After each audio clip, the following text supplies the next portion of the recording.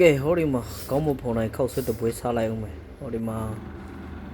ငါးကြော်ရယ်ပဇွန်ကြော်ရယ်ကြက်ဥရယ်ပင်စိမ်းရယ်ပေးဆောင်ငါတီးရယ်ကြက်တံဖြူရယ်ငယ်ဒီစိမ်းရယ်ကဲပြီးဆုံးပြီဆွဲပြီနော်ဒီမှာတက်တလေးတပကံနော်ဒီမှာ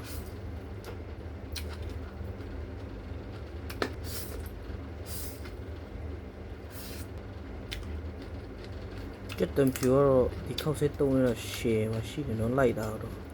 ကျွန်တော်ကသွင်းမလို့ရှယ်ကြိုက်တယ်ငါကြော်နဲ့ဆွဲလိုက်ဦးအိုးဦး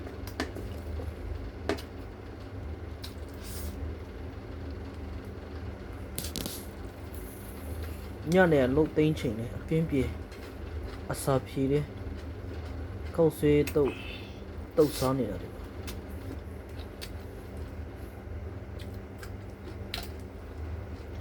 ဒီပုံစံတိုင်းတုတ်စားကြည့်တော့ရမ်းကောင်းတယ်ကျွန်တော်ကြက်သွန်ဖြူဆိုရမ်းကြိုက်တယ်အဲ့လိုမျိုးခောက်ဆွဲတုတ်နဲ့စားရတာပဲစားယူဆိုနဲ့အာရပါရပဲစားတတ်တယ်အခုဒီပုံစံမျိုးစတိုင်နဲ့မလိုက်နဲ့တိတ်မစားတတ်ဘူးခောက်ဆွဲတုတ်ဆိုလားဘာဆိုလားမသိဘူးကျွန်တော်မျိုးစုံနေတာကြည့်ပင်စိမ်းနဲ့ငါးကြော်တဆွေးပြီး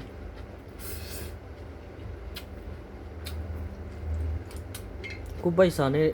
နေတဲ့လူတွေတော်တော်စိတ်မကောင်းဘူးနော်ဒီလိုတုတ်စားကြတော့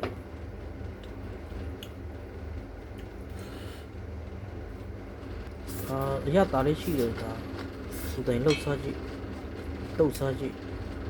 ပုံကြတဲ့တက်တာတွေတော့စားလိုက်တဲ့ဒီအတီးအနံတွေရတယ်လူကအရင်အကျိုးပေးတဲ့အရာတွေကျဥကျွန်တော်ဒါအစာဖြေစားတာမို့လို့အစာပြေလေးပေါ့အစာပြေလေးစားတော့မို့ကျဥကလေးလုံးပဲပြုတ်ထား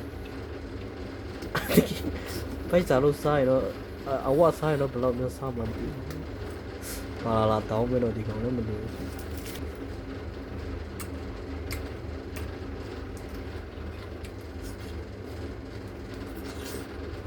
ကုန်တော့မယ်โอ้မလောက်မငတ်ဖြစ်သွားရှာပြီသူ့ပုံစံကြည့်ရတယ်လေတော့ကုန်တော့ပြီနော်အရင်ကောင်းတယ်ကုန်ပြီမပြောဒီထက်ဆက်လိုက်တော့ဒီဖက်တော့မလည်းမဆက်တယ်ကဲဒီနေ့တော်တော်တော့ပါ bye bye see you